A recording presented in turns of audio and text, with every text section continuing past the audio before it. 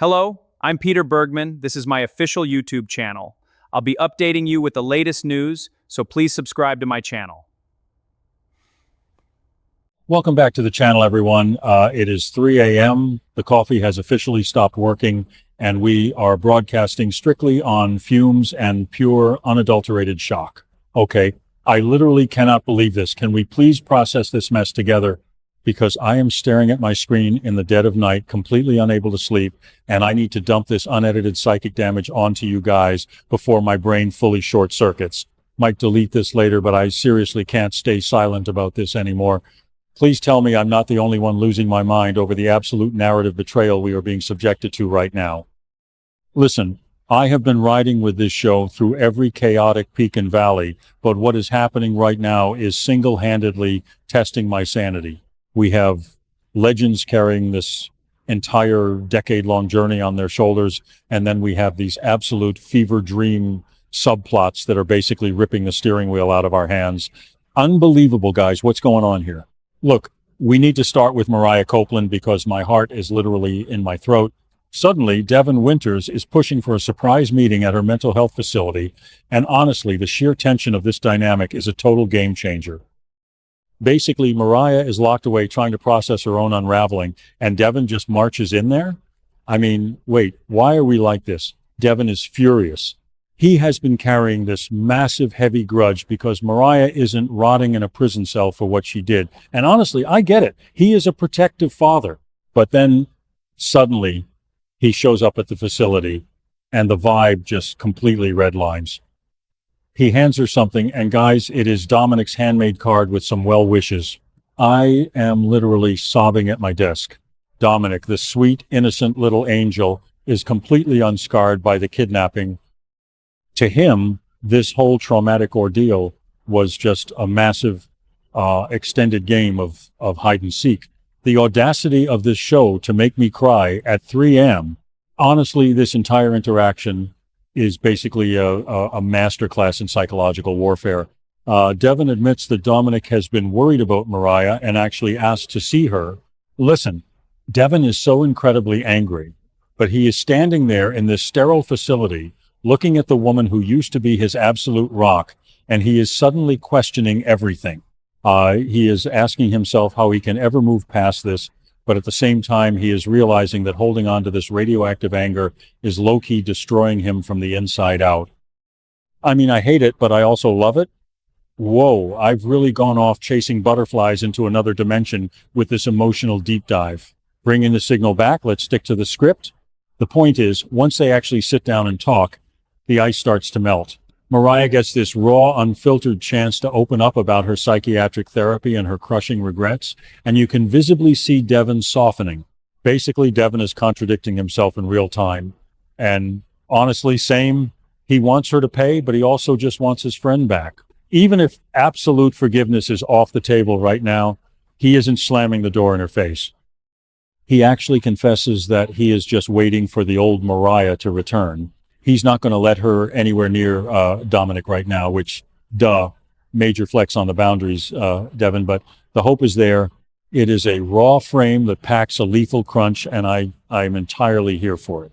But wait, just as I am wiping my tears over this beautiful, messy healing process, the show violently jump cuts to Daniel Romalotti, and suddenly my blood pressure is spiking again. Look, Daniel is having a full-blown existential crisis because Danny is missing. Yes, Danny is missing. Daniel is pacing around, completely panicked, and he ends up exchanging information with Christine Blair Romalotti. And honestly, the second Christine enters the chat, you know the vibe is about to get absolutely lethal. Christine is already on a warpath, and when she finds out what Phyllis has been up to, the energy hits absolute terminal velocity. Christine is furious, and frankly, she should be. Because Phyllis, in her infinite toxic wisdom, is out here trying to outsmart the legal system by using Matt Clark as a human bargaining chip. I swear Phyllis's low-key obsessions with these unhinged schemes are going to be the death of me. Listen to this absolute madness. Phyllis's grand master plan was to literally hand Matt Clark over to Nick Newman in exchange for getting her criminal charges dropped and securing the future of Summers Group. Honestly, let's just pause and unpack the sheer delusion of this strategy. Phyllis thinks she can just trade a human being like a Pokemon card to wipe her slate clean. And wait, Nick Newman? The same Nick Newman who is currently spiraling into a catastrophic fentanyl addiction just to stay functional for this exact Matt Clark mission? Basically, Nick is out here secretly buying fentanyl, lying to Adam, and getting cornered by Victoria on May 20th because he is so deeply compromised, and Phyllis wants to throw Matt Clark into this radioactive dumpster fire. It is absolute chaos. Look, we cannot ignore the absolute tragedy of what is happening with Nick right now while Phyllis is playing her little games. While Phyllis is treating Matt Clark like a get-out-of-jail-free card, Nick is fighting for his actual life. Adam Newman, of all people, is stepping up as the voice of reason, interrogating Nick and seeing right through his delusional lies about his sobriety. And Victoria, she is absolutely shattered. Catching Nick swallowing those fentanyl pills on May 20th is going to break her, but it's the catalyst that forces Victor and Nikki to drop their own massive marital drama.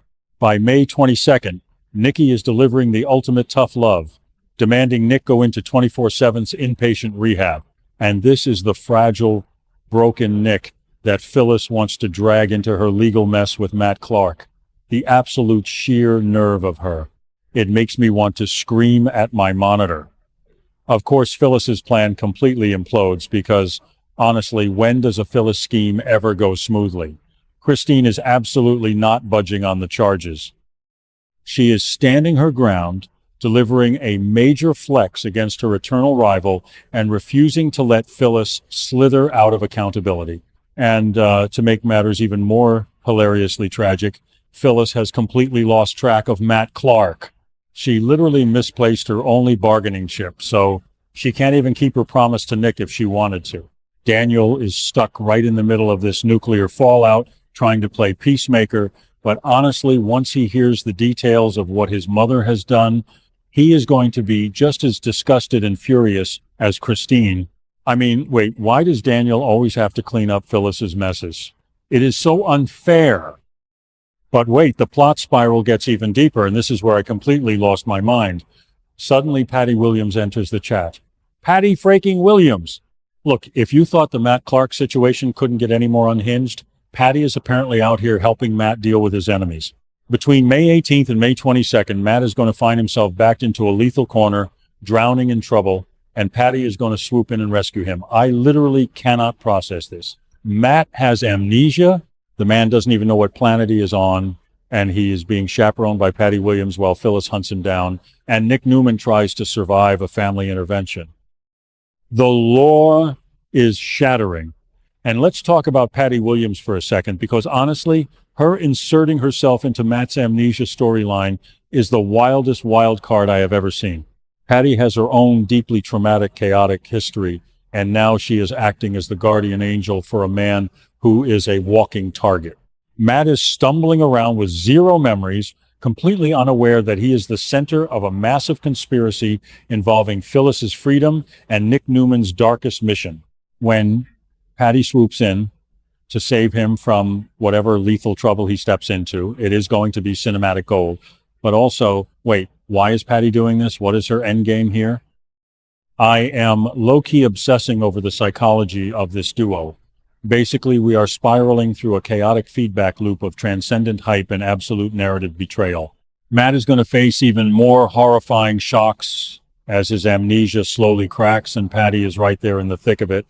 Honestly, my brain is completely fried. The sheer volume of trauma, scheming, and missing persons in Genoa City right now is unparalleled. I am officially logging off before my heart gives out, but you guys need to get in the comments right now and validate my psychic damage. We are in this together, and honestly, I don't know if any of us are going to survive this week. Thank you for watching my video. I will be updating regularly with the latest news, so please remember to subscribe to my channel to support me.